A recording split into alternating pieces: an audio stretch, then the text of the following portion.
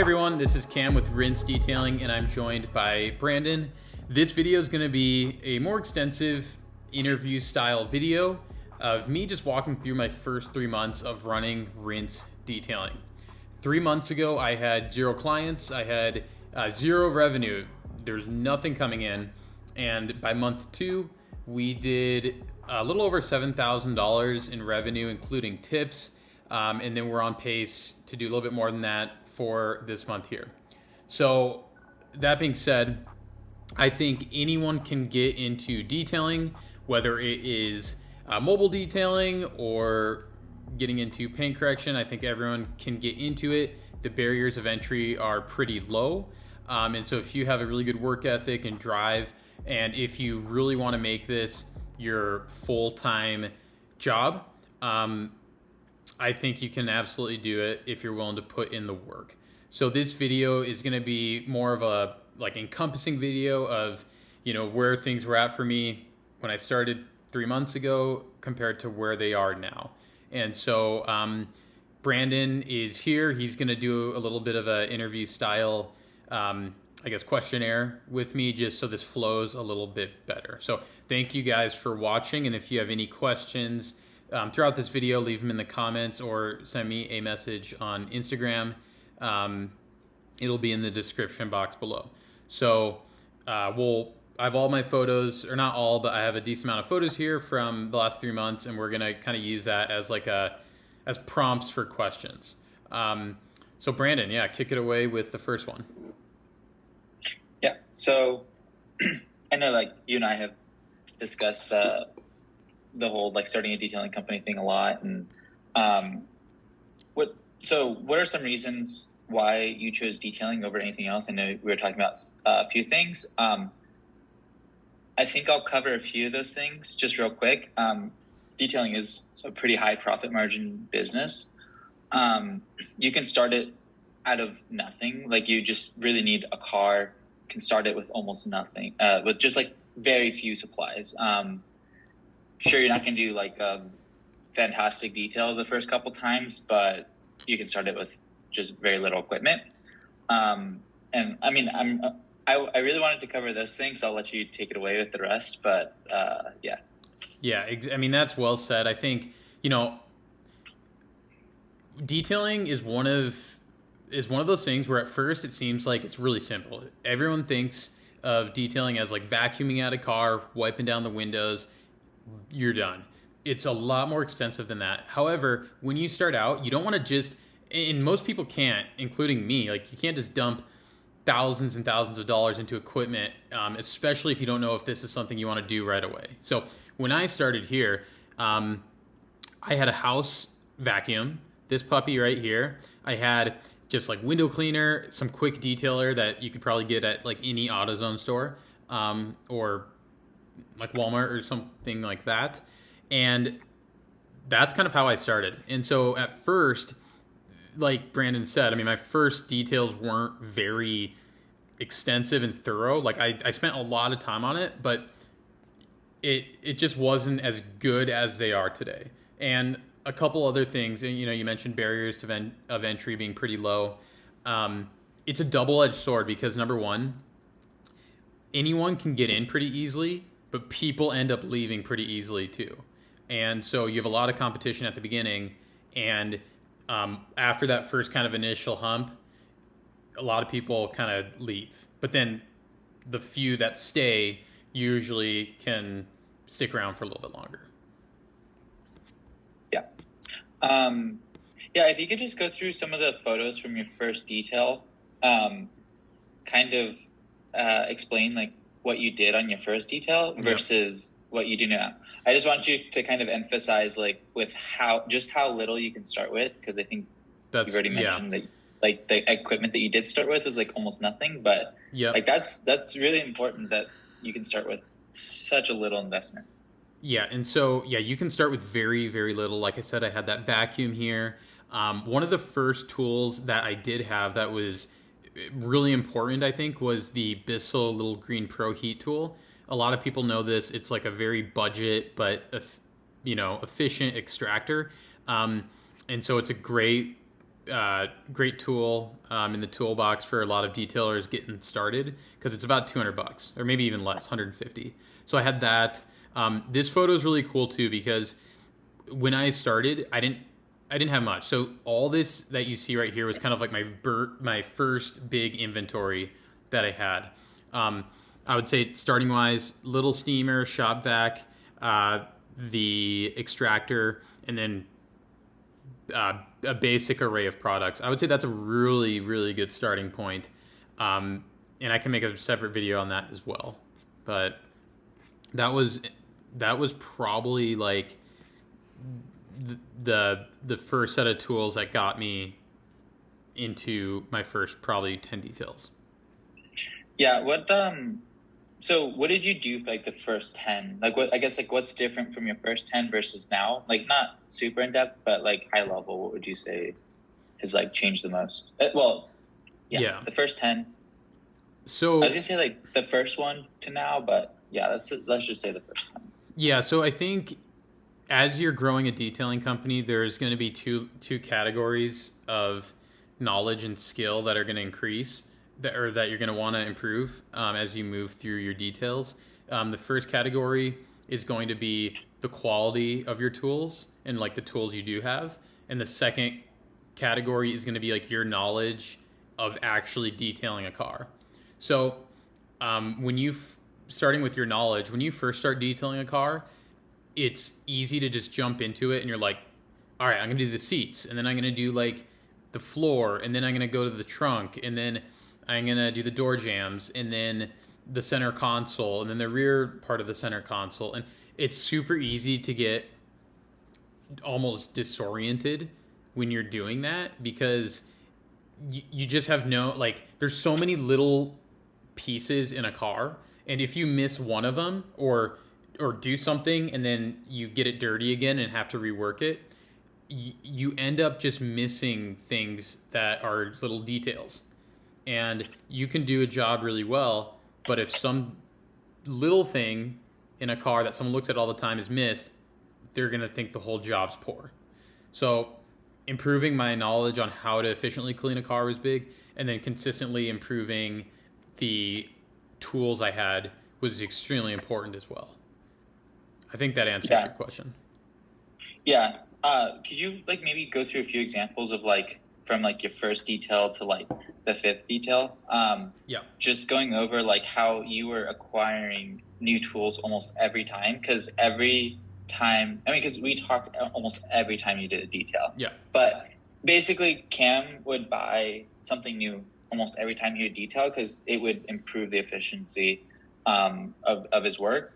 I think that when he first started, it would take him, what would you say, like 6-7 hours probably? Yeah, I mean, when I first started on certain cars, like the bigger ones would take probably like probably 6 to 7 hours.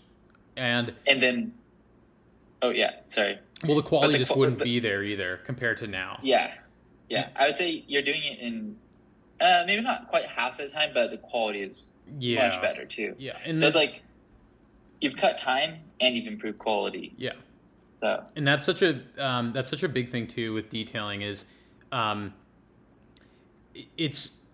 there's no like standardization of how a detail should be. So you can have $100 detail and then you can have a $500 detail, and it's going to be a night and day difference. So essentially, for what I'm doing and the way I want to bring this company is I want to make sure that I'm focusing on getting towards those higher quality details, and just improving the quality of the work more than anything. One piece of equipment I did want to point out that was really helpful for me was this water tank. This was a 65-gallon tank. This in combination with, here, let me get it out of this.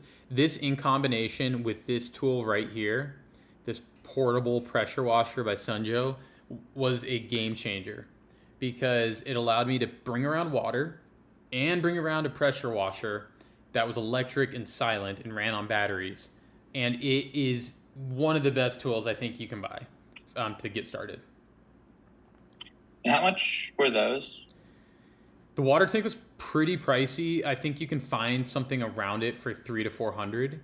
Um, but it'll last excuse me, forever. The pressure washer, this one was pretty pricey too. It's about $300, but keep in mind it's battery powered. You don't have to plug into anywhere. If someone wants you to detail their car and they don't have space like in their driveway or wherever, this allows you to go fully remote really quick. So, Yeah. and I've done a lot of research on like mobile pressure washing setups, and you can really go down a rabbit hole and spend 2 grand easy on getting something that's can do the same thing essentially as this. Yeah. And I mean, I know you're still investing a ton of money into the business, like, but I think like for the first probably like, I don't know, probably 15 to 20 details, I feel like you reinvested like Yeah. everything. Which I know probably isn't 100% practical for everyone, but yeah, like I guess like how'd you do that, and how important was that to growing your business? Yeah, I think and I think this applies to any small company that someone is starting, but you can either go slower and like say, "Hey, I want to grow this to this point in 6 months," or you can grow it as fast as you can. I think the more stressful option is the latter, which is growing it quicker, like I did. But um, for me, like my mentality was, hey, like if I can just make this my only job right now and not have to do anything else, I'm gonna do everything I can and spend all my time working on this. So I Yeah. think those are the two options. Okay. Um, I want to get away from all this equipment stuff and Yeah, yeah. um, so who was your first customer? And then could you go over after that, who were your first like 5 to 10 customers, and how did you go hmm about acquiring all those customers? If you could kind of Yeah. go into a little bit of detail about the first five, especially because I thought that was really important. Yeah, and so I think generally speaking, your first little bit of customers, maybe your first 15 or 20, are going to be the easiest customers to get because you have connections from, for example, your family or your neighbors or your friends. And these are people that you know well or well enough to say, hey, I do this. Can I work on your vehicles? So that was pretty easy. And so my first customers were from those groups.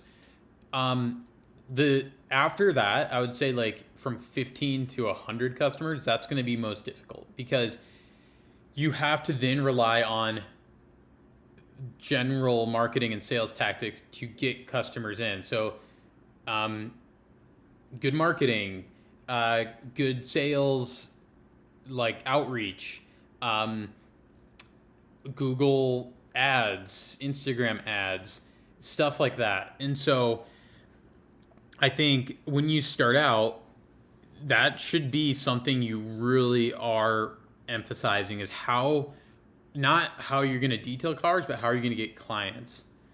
That's a big thing because you can be the best detailer in the world, but if you don't have anyone who knows about your company, you're not going to be detailing at all. So I think it's a balance of quality and kind of the sales marketing around it. Yeah. Um, I know like you're good at talking to people, like you can talk anyone's ear off. So let's just take the scenario where someone isn't super social, but they want to be a detailer. How would you acquire the first customers in that case? Because yeah, like I said, you can talk to anyone. So I feel Yeah. like for you, the initial customers are actually easy, and I feel like that's not always the case. So what would you do different if you weren't like that type of person? Yeah, so I think what I would probably do if I was restarting this whole thing. I would say number one, do your research on like how to detail efficiently and make sure you know how to do a good job. Um, Make sure you're your connections, kind of your initial group of connections, close people, friends, family, uh, have a really good experience because their word of mouth is going to be huge. Also, focus on good marketing because a lot of companies, a lot of small companies especially, do not have modern marketing tactics that are super useful. I'm talking like Instagram ads, Reels, Facebook ads, Facebook posts. Um, do that. Get on sites like Nextdoor. Nextdoor is like a little neighborhood community app. Do that. Do as much as you can marketing wise, and then um, I would say that's probably the best approach. Also, sales is such an important skill, and it's a learn. You can learn how to be a good salesperson, and so I would definitely recommend taking a couple sales classes on and everything you can find for free on YouTube, which is cool. Um, but I would say make sure your work is good and you're trying to get the name out there in whatever way you can. Yeah, for sure. Cool. So Yeah, this is. Oh, go ahead. Oh, go ahead. No, go ahead.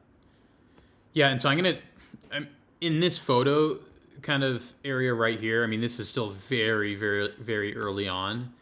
I would say in this stage, I was working super hard to detail cars. Like I wasn't working very efficiently. The cars were ending up great, but it was taking so darn long, and it was hot as heck in Idaho. It was like 102 out every day, and I was just super drained after doing this. Like it doesn't seem like a very laborious job, but when it's that hot and you're outside and setting up and taking equipment out of your truck, putting it back in, you get tired quick. Yeah. Something I want to go over about the like handling customers and getting your first customers and stuff is, like when you get your first bad like customer feedback. Could you go to that one? Yeah, absolutely. Yes. So yeah, number one, this is gonna happen. it will, and I think like with any small business or anything you're doing, you have to understand that not everyone's going to be happy, and you're going up against big companies that have full teams dedicated for things like customer support. And when you're starting out, there are people that are going to be not as happy as they're not going to be, 10 out of 10 happy. And that's just normal. That's with anything. Like if you go on any YouTube video or company's Google page or anything and you look at the reviews, there's always going to be negative reviews. That's just the nature of it. So you need to get past that and just understand, all right, we need to take the feedback with class and we need to like see what we can do with what's in our control and make sure that we're doing what's best for the company. So I would just say do what you can, make people happy. If someone's not happy, see what you can do to make it right. Yeah.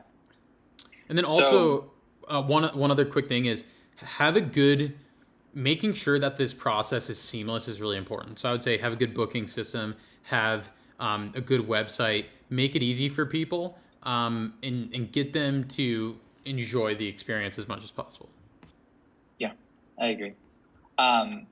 So, all right, let's go over a situation where this actually happened to you, if you don't mind. No, that's perfect. Because, like, in my personal opinion, what happened to Cam, I mean, these people, you're just going to come across these people who you cannot make them happy. It does not matter how good you do. And he's already come across a few of these people. And yeah, but yeah, if you could go over some of these examples. Yeah, and obviously my biggest piece of advice for people is as a business owner and as anyone, regardless of if you're running a business, everyone has their own perspective and everyone is going to want things done a certain way. And that's just the way life is. And if someone is upset about something, what I typically do first is I say, okay, well, let me like put myself in their shoes, look at what happened or like what they maybe are not happy about, and would I feel the same way? Most oftentimes, it's like, you know what? Yes, I would. So I would say that's important. I would say number one, the best thing you can do is set expectations early. For any sales you ever do, regardless of industry, it's a process. It's not like yes or no, I'm going to buy this, I'm not going to buy this. So, when you're selling a detailing service, you need to make sure that people understand exactly what the expectation is, what you provide, and what you don't do. That way, there's no like middle ground where people are like, oh, well, I thought this was going to happen. Like, remove the possibility of anyone thinking something's going to happen, and just set your expectations beforehand. Yeah. That's great. But let's go over. Wait, I'm gonna one sec. Go over the examples. Okay. Yeah. So examples. Yeah, I would say. Obviously, like I'm not upset by any of this, but I would say number one, document cars beforehand. Take as many photos of a vehicle beforehand, because a lot of the times when you're detailing a car before you work on it, a lot of things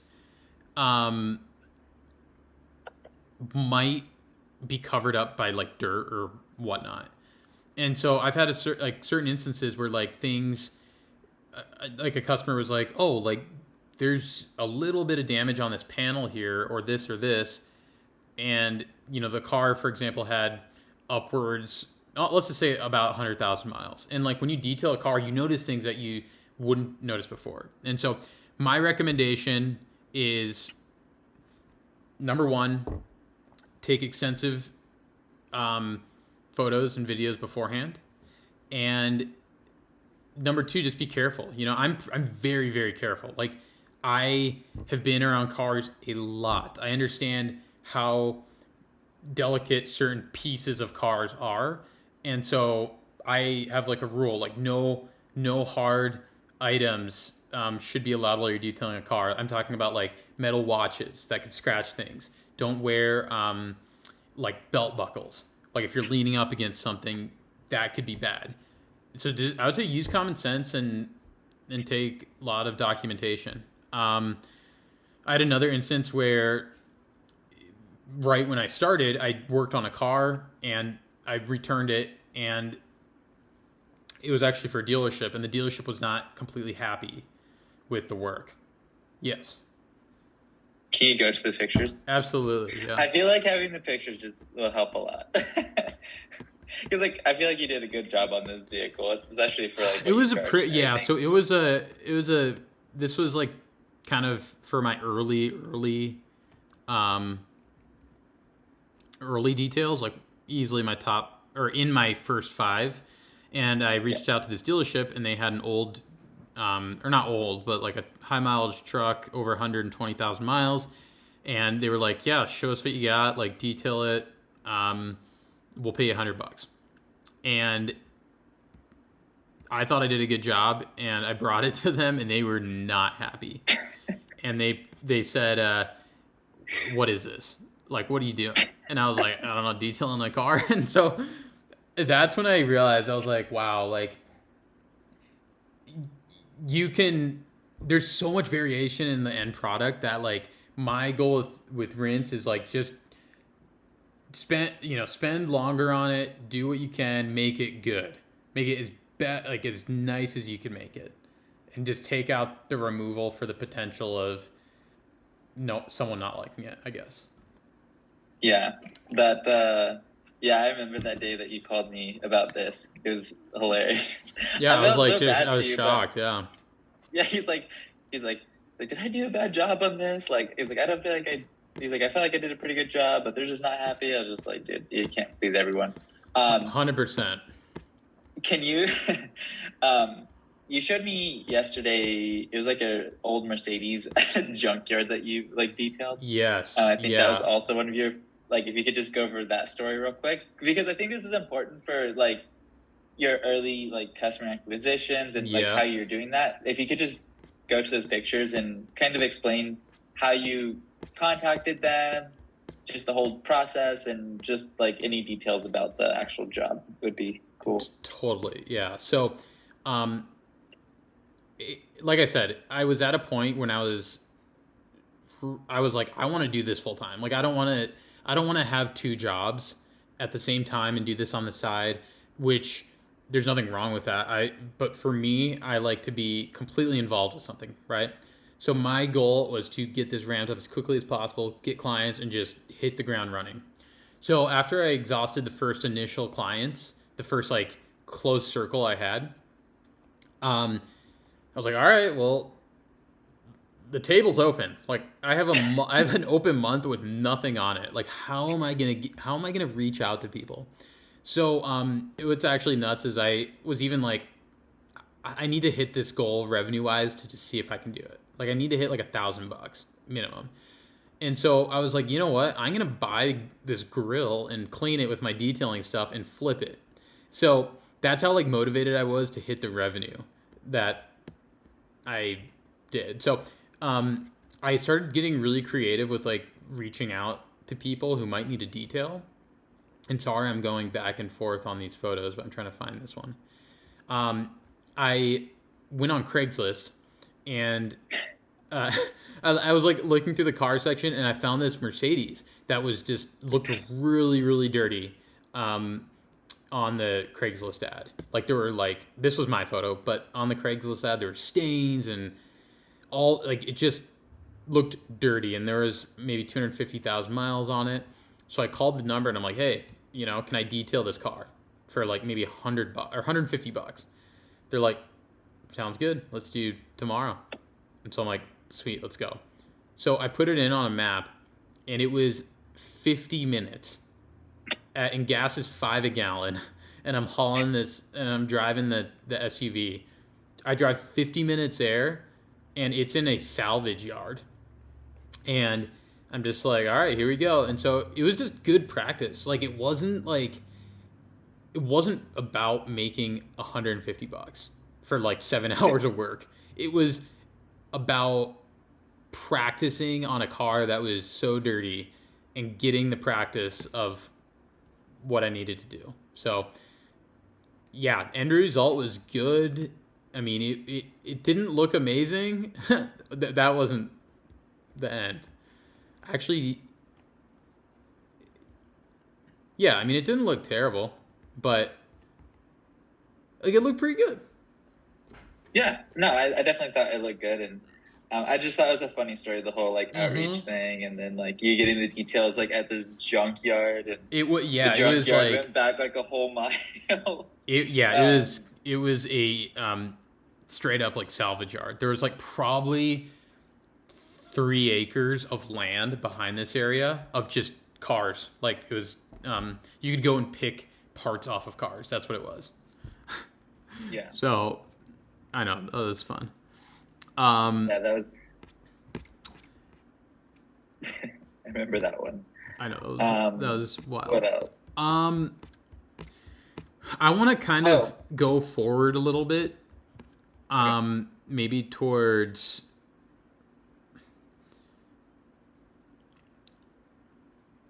a little bit later, maybe middle of month 2. This was actually pretty notable for me. We had these 2 big trucks, and this kind of ties into pricing a little bit because when you start off, I would say pricing low is a good option because more people are willing to book your services, and it's just good practice, right? So I'd price low, and then once you are very confident in your work, you're doing an amazing, consistent job, then you can get your prices up. But just to show you, there were these two big trucks that this guy wanted detailed. Two, I think this was an F3. I think they were both F350s or F250s, lifted, huge. But my dad and because I was like, all right, I'll do them, but I didn't have enough manpower to do both of them in a day. Because keep in mind, I mean, each one by myself would have taken me 6 hours or 7 hours. So my dad came out with me, and he's never detailed a car ever, but he was like super cool and helped me like just like put in the work, and it was 102 out, and like yeah, the end result was as much as I could get done in 4 hours. The end result was like really cool. But we did both of these cars for $400 roughly. It was like $380 for both, and then we got a $20 tip. So yeah, you got to start off with low prices, I think. Yeah, and to that point, like over time, your quality improved, and then as a result, you're able to raise your prices. And like, as long as people are essentially willing to pay for what you're offering, you should keep like raising your price, because that's one way to grow your business is raising prices, and then the other way is obviously like volume. But obviously Cam is still doing it by himself, and so the way that he can kind of increase revenue is increasing the prices. So how has increasing pricing gone, and like what have you done? Yeah, I'd say just kind of touch on that. And for you, an early detailer, you don't offer tons of packages. Like other detailing companies, they have 20 different options that you can select and all this ridiculous stuff. Yeah. So maybe go over the simplicity of how you started, the pricing of that, and then Yeah, really great question. And there are a couple points here I just want to kind of touch on. The first one is, like Brandon said, there's two ways to grow your detailing company. Number one is increase your quality. Number two is increase your volume, or both. But let's just say one or the other, because it's hard to do both at the same time. When you increase, like for me, the route I wanted to go was, I want the best quality possible, and I would rather have in 1 week less clients, but have the clients have a more extensive detailing job than have twice the amount of clients a week and do like a little bit less work. It really just depends. And so I just have this random photo up here, but the quality of what I was doing just started getting really, really good, like much better. And this is the point where it was like, wow, like these cars are looking darn good. And so that's when I was like, all right, well, let's raise the price a little bit. And I never feel like I feel like I'm a person who's very cost conscious and very aware of what I'm charging. It's not like I'm just saying like, oh, let's just double the price of what we're doing and keep the quality the same. Like I am totally putting in the work and the effort to make it worth the cost. I think a lot of people get it. They think, oh, I could do that job in 2 hours, and there's just no way, because I just am very detail oriented and want to be careful. I want to make sure I'm doing a very, very thorough job. Yeah. I don't know if you're going to keep going on that, but like one thing, especially if you're going for quality, is you'll see these other detailers in your area who will say, oh, I can do a full 2-stage in like two hours. And then they only charge like $120 or something like that. You're not going to get a good 2-stage in 2 hours. I can tell you that much. Yeah. So if your goal is quality, you don't need to compete with those prices. And Yeah. that's kind of the approach that Cam has taken, is providing a great customer experience and providing higher quality. I mean, obviously that comes at a higher cost. He spends a lot of time on these cars. What would you say nowadays? I'm talking. How long does it take you to do just a regular medium-sized car, maybe like a small SUV? Probably 4 hours.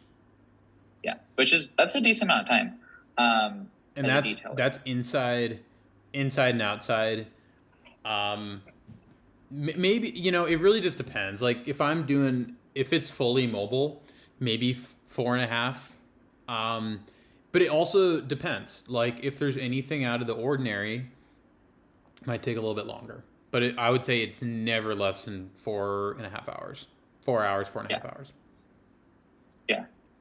So, yeah, it definitely depends on like what you're going for. But yeah, like Cam, he would always come to me and ask me about like, oh, what should I charge for this? I'm like, dude, it depends on like how much time you're spending on this stuff, and don't worry about like what other people are doing. Yeah, Cam's still acquiring customers, and his prices are a little higher than a lot of the other people, but I mean, his quality speaks for itself. And here's the thing too, before I forget, the problem with mobile detailing is, number one, from a customers want three things. They want high quality, they want quickness, and they want low prices. Right? Choose two. You typically can choose two. However, there are detailers out there, and this ties into the low barrier of entry. If you go in your local town or city or wherever you live and you look up local detailers, I guarantee you are going to find detailers that do a pretty good job, spend a lot of time on it, and they are charging very little. And everyone loves that, right? But the problem is they will not be around for very long, because you get burnt out. They will get burnt out. They are going to eventually raise their prices because maybe they're just getting started, or they're going to stop completely.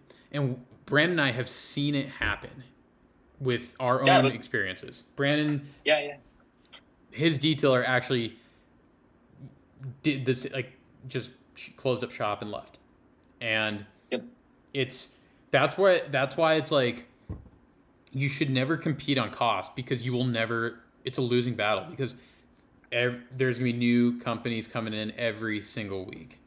So just something to think about. Yeah.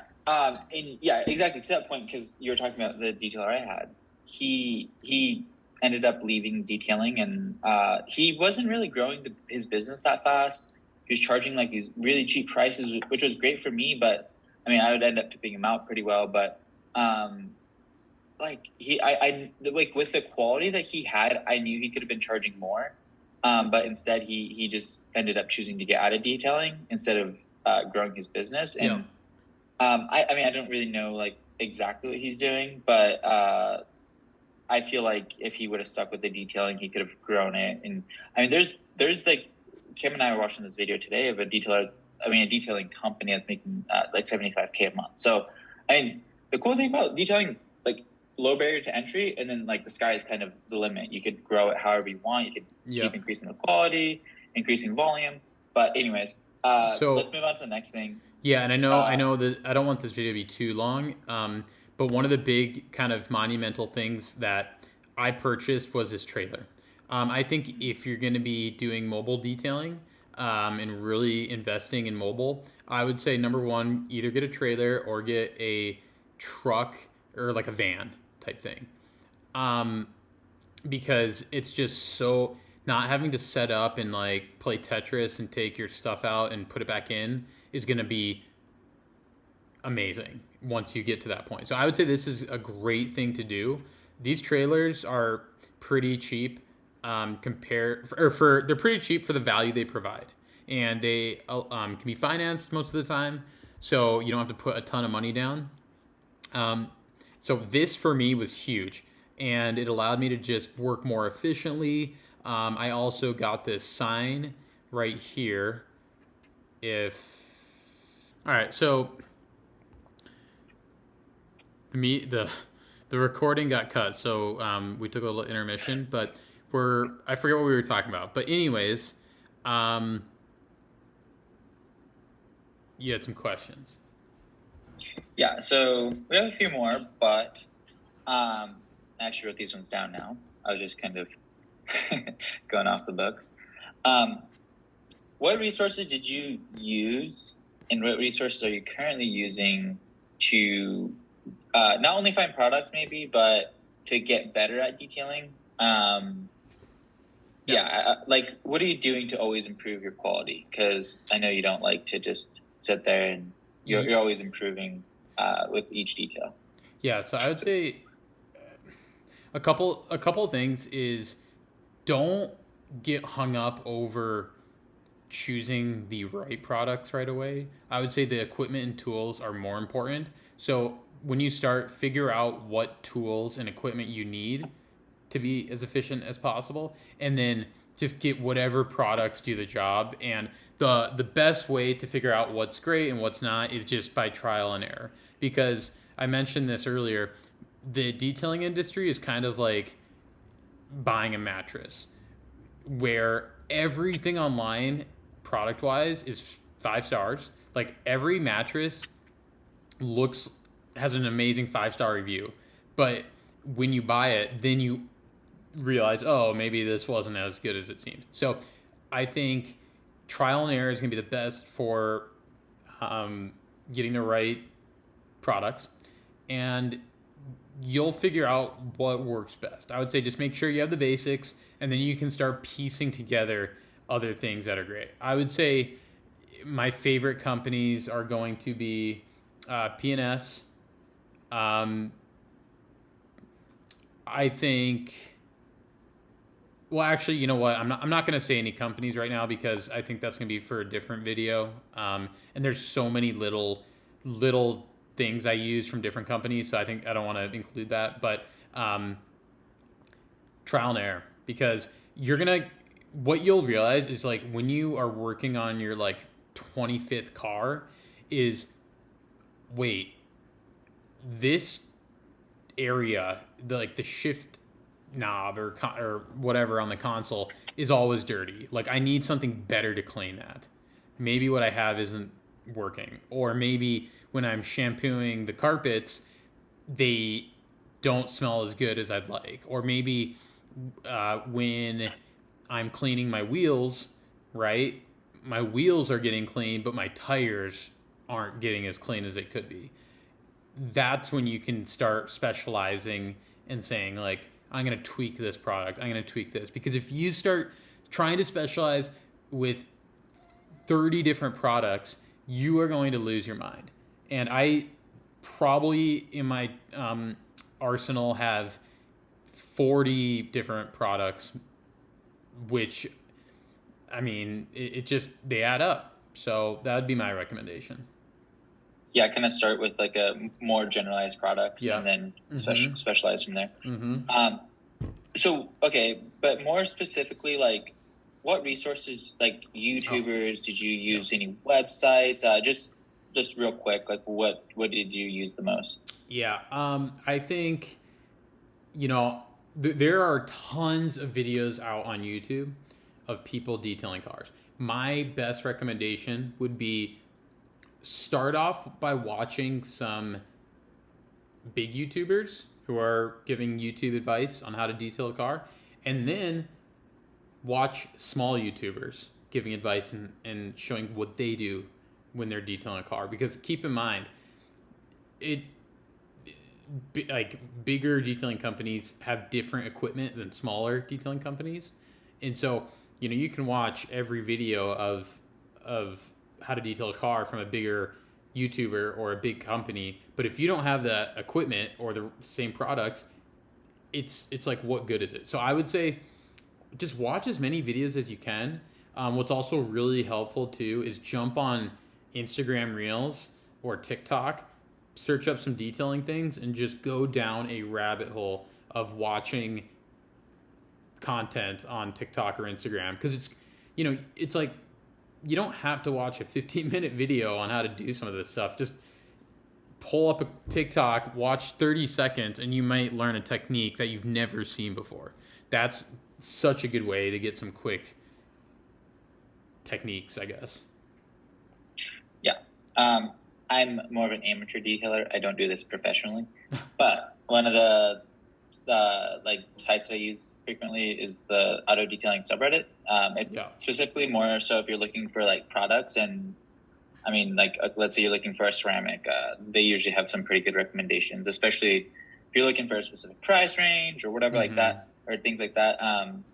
It kind of filters the BS.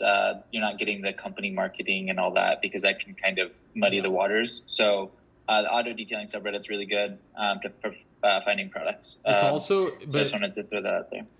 Something else too that's like really complicated, I think, for people getting into detailing is there are so many little terms and like acronyms for products, and a lot of these products are rebranded under different names, and things work for different things. And so it's like it's a balance of like figuring out what's good and then jumping into it. People might hate on me for saying this, but Chemical Guys does a really good job at creating a bunch of different products that are going to be more expensive, right? Because they market to the general consumer base, but their products are laid out in a very, very easy way to understand. Like, for example, if you want to clean your plastic floor mats, they have a product called Plastic Floor Mat Cleaner. Or like wheel cleaner, it's called Citrus Wheel Cleaner. And so I think for starting out, I might get hate for this, I don't know, but I think it just takes away a lot of like the guessing of like, what do I need? So, you'll have to see what works best and whatnot. But that's how I kind of started initially. I was like, I don't have time to research X, Y, and Z. I'm just going to get a couple basics and then add to the supply, and then later down the road, switch things out. I know some YouTubers have like good affiliate links where they're like, buy this. And I'll probably put some like affiliate links down below, just, because it helps me out, but it also helps new people out as well. Yeah, and I'd imagine anything that you would link, you actually do use in.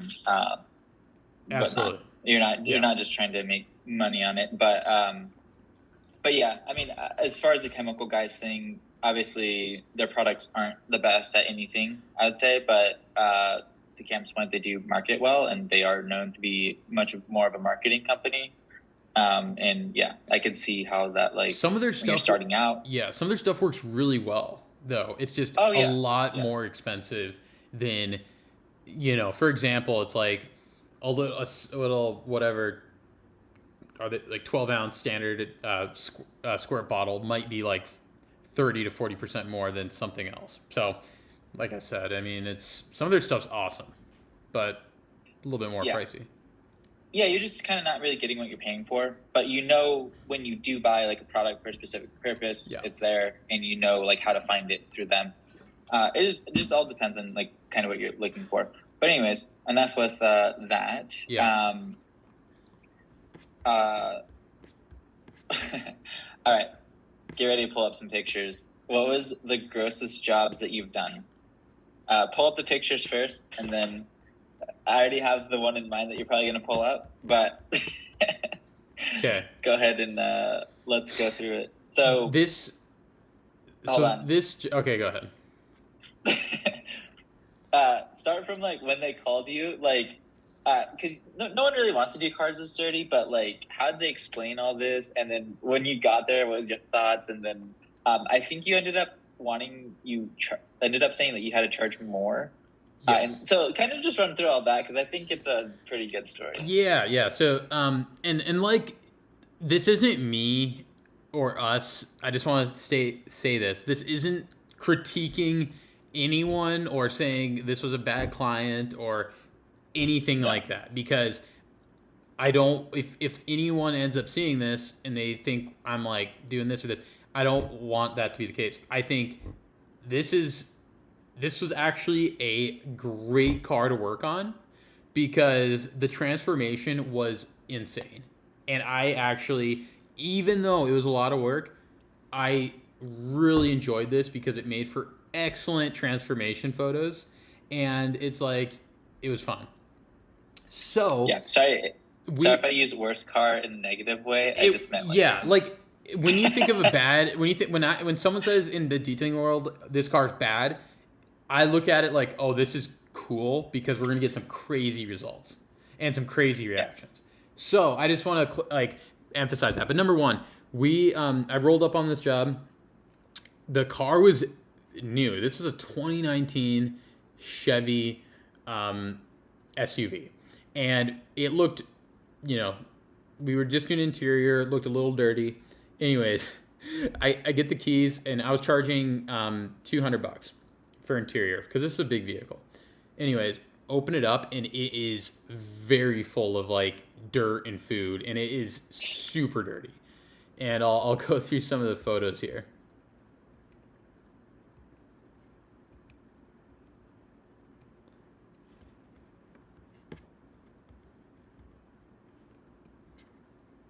And it just kept getting like more. There was just more and more, no matter where I looked.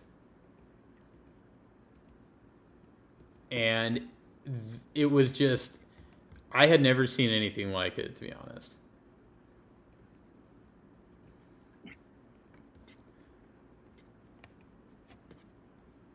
And this is there was just stuff embedded in the carpet. Like it was rock solid, like right here. And yeah, I want to show you the after.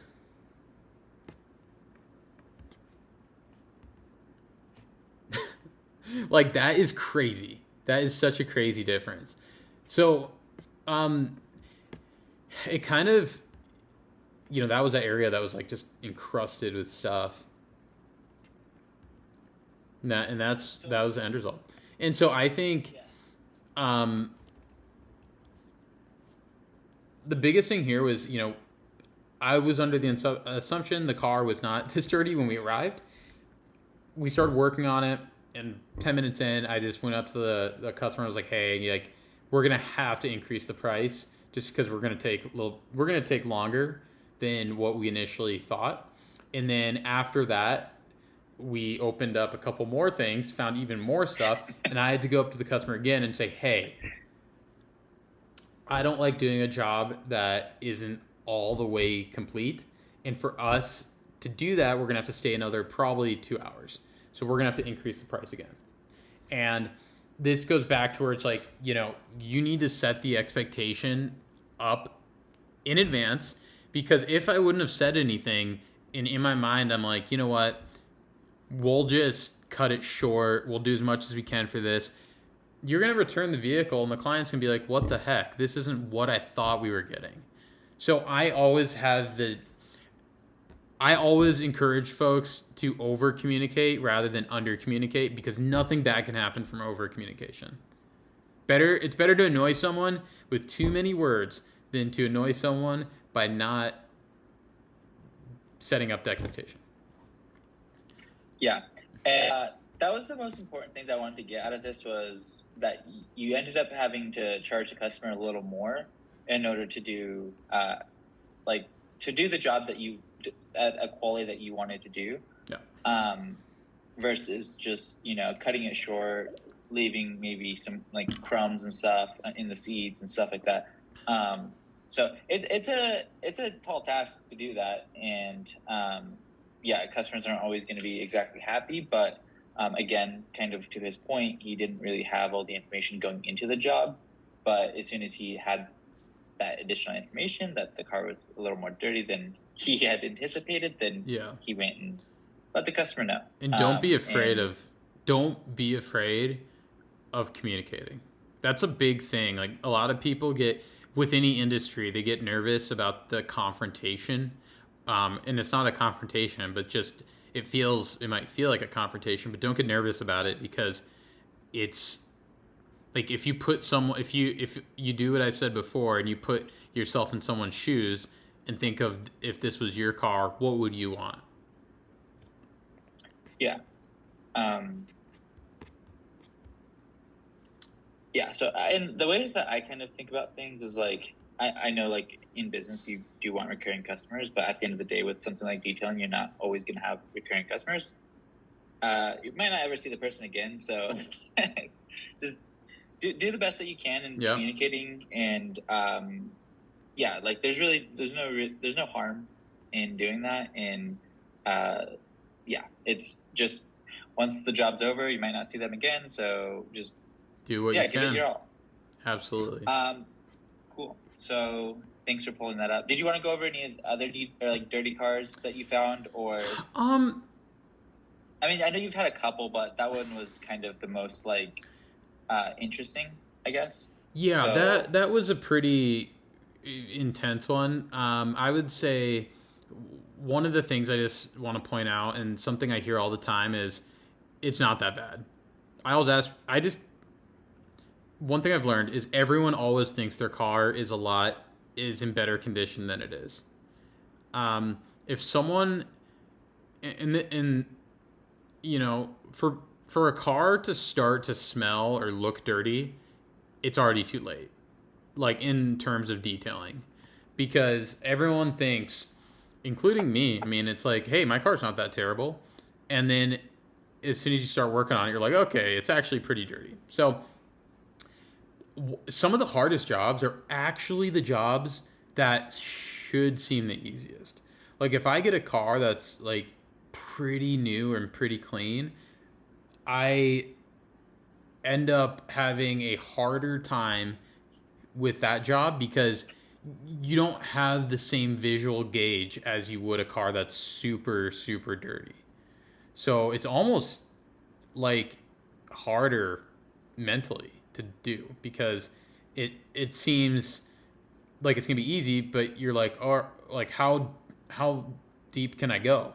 So yeah, if that makes sense. Yeah, I think kind of to your point about the visual gauge is like there's not going to be as drastic of a difference from the time that you started to the time that you're done to the customer. So like if you don't do enough, there's not going to be much of a change, and it's just going to be like, what did I even pay for? 100%, yeah. And it's like that for most people, that's kind of, well, I don't know. Some people I don't think get stressed out about this, but for me, it's like, you know, I want people to feel like they're getting their money's worth. And so I try to just make that stand out. But if there's not as great of an opportunity to make that stand out, it's like, okay. I was going to say something else that I thought was important. I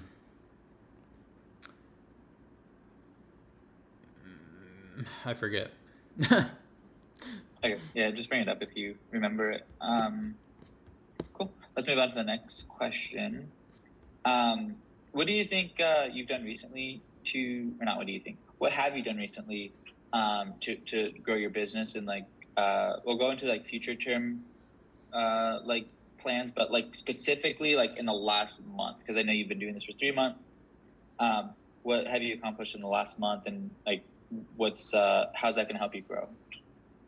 Absolutely. So, number one, I would say investing in creating the trailer was really huge. So, you know, I did a lot of research on how to make the best mobile trailer possible. And these trailers custom are really expensive. Like you could spend 20 grand on a custom trailer for mobile detailing. Think about like a custom Sprinter van too, or big van like that. I mean, they are dang expensive. So I was like, well, what can I do myself? And so I ended up essentially building my own trailer, which was really, really cool. Let's see if I can go down to, I think I have a photo here of the setup. Yeah, so that's like the final setup.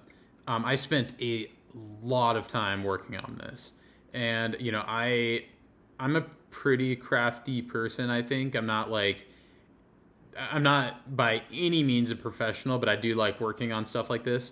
And so it just took a lot of like trial and error, moving things around, like trying different locations.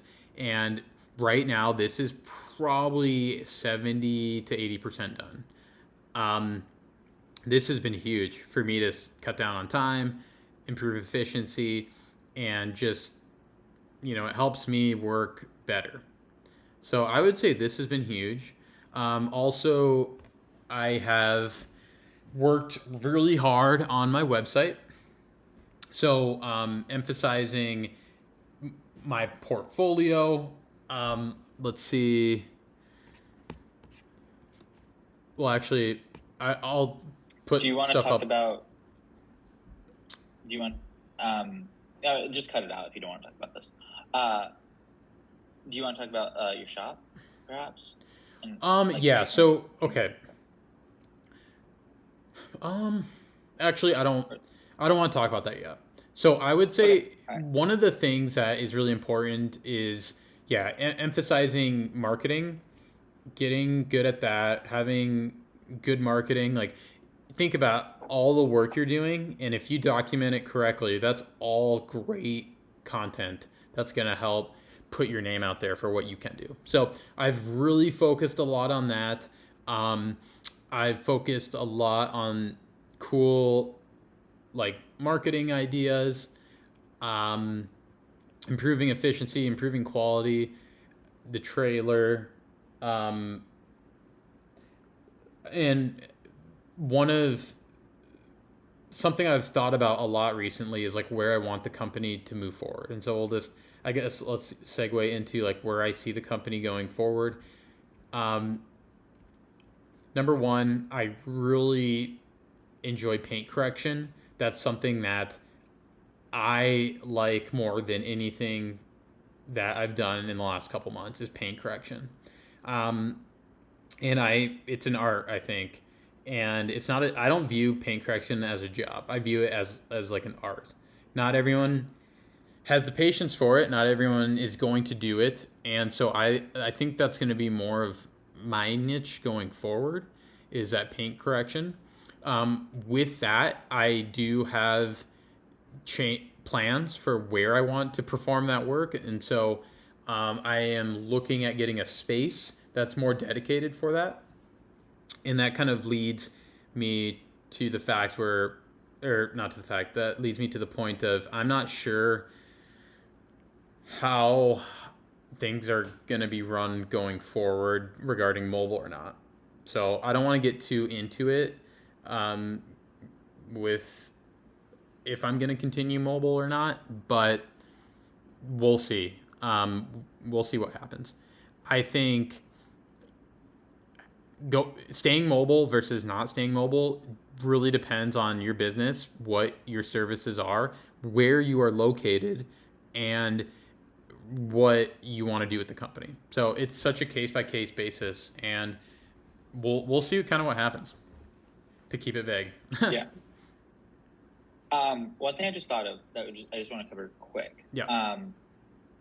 What are some things that you've done for marketing? I know you talked about the website. You've kind of touched on like Instagram, Google ads, and stuff like that. What are a few other things I have in mind, but I want you to kind of hit those. Yeah. So Google ads is huge. I would say creating good content that looks good is important. You know, everyone if you have an iPhone or an Android or whatever, if you have a modern phone, the camera on that is so darn good. Like you don't need anything else. But I really enjoy making good marketing content. So having like an amazing website with great photos, great video. I edit all my own stuff. I think that's been a big priority of mine. I've been doing a lot of like Instagram ads, focusing on that. It's touched a different client base, I think, than not doing it.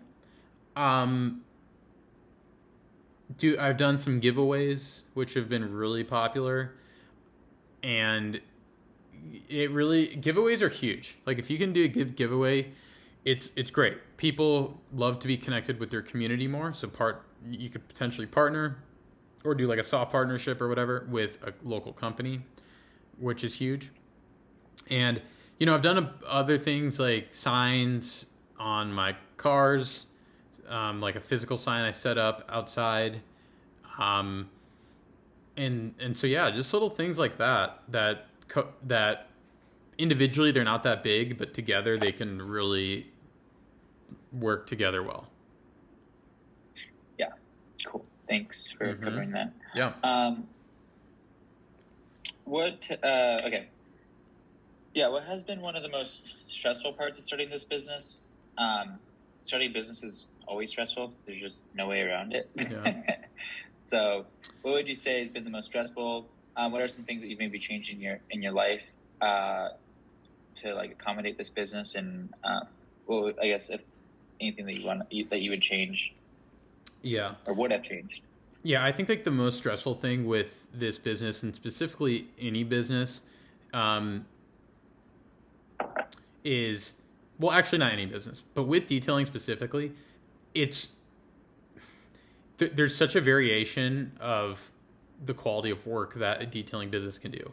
Like some detailing businesses, they're going to charge $100 to do the inside and out of a car, and they might give you $100 job, right? So that's kind of it. Actually, taking a step back, the hard thing is every car you're going to work with is different. Mileage, dirtiness level, how it was treated, how the paint quality is, what has been spilled inside, what the owner knows versus what they don't. Maybe the owner bought this car 6 months ago used, never knew what had been spilled inside from the previous owner. So every car is such a case by case basis that things are not very consistent, and cars typically look the same when they're dirty, but when they're clean, there's only so they look different, right? So sometimes there's only so much you can do. And a lot of people are under the impression that their cars are very clean. And I would say even me, like I always thought my cars were clean, and then when you really start detailing them and you start using high quality equipment to remove dirt and stuff, you're like shocked at how much comes out. So that's stressful, where people, I've had folks say like, all right, you have 4 hours, I want a brand new car, on a car that has 50,000 miles and that's been used as like a work vehicle. And that gets stressful because it's like, well, to really get it in a quote unquote like new condition, it might take a lot longer than 4 hours. So that's always been stressful for me. Also, just consistent leads and clients. It's actually not as big of an issue now that I'm 3 months in versus like after the first month, but that's really stressful too, because if you're not getting clients, you're not helping the business grow. And if you're not helping the business grow, there's a chance it could fail. So yeah, those are two things. Yeah. To that point, I would say it kind of sucks to be pushy, but like definitely hit up customers for like Google reviews, any positive feedback, or I mean even negative feedback is good. Like learning how to take any type of feedback is always good. Yeah. I'd say especially if it's negative, because negative feedback will just help you improve. So yeah, but getting the good Google reviews is really helpful. And making sure that you kind of like follow up with the customers and making sure that they're all happy, and if they're not, like understand why and don't make the same mistake again. Again, can't make everyone happy, but you can do your best, right? 100%. Yeah. So that kind of I feel like there's probably maybe some other stuff to cover, but I think that's good. Yeah, I mean, I think that this is a really good. I think this is like a super, super good kind of start into, what has been done over the last 3 months. Just to recap, I think if you have the work ethic and the motivation and you're not afraid to fail and not afraid to just get out there and do it, you can build a successful detailing business making 6 figures within your first year. I 100% think so. You just need to be really strategic about things and be willing to change what you're doing. Because if you're not constantly looking to improve and switch up your processes, you're not going to be able to do it. But if you go like a month in and you're like, this isn't working, but let's just keep doing it. It's like you may be limiting yourself. So I would say anyone can do this. Cars in the US and globally are getting more expensive. Average price of a car is 50 grand. People are spending tons of money on vehicles for their families, and the need to keep them clean and the resale value that they will experience with keeping it clean is huge. So this is a growing industry. A lot of people are getting into detailing, and I would say if you're considering it and you want to switch up your career and you want to do that, go for it. It's just gonna be a lot of work. Yeah.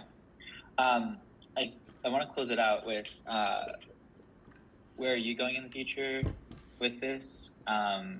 Yeah. So and yeah, go ahead. I'll just take it away. Yeah. So I don't want to give too much away because I think there's a lot of cool stuff that's coming, and I don't like to give away too much and then not act on those. So to keep it vague but general, software is big, and so that's a route that is going to be high on the priority list.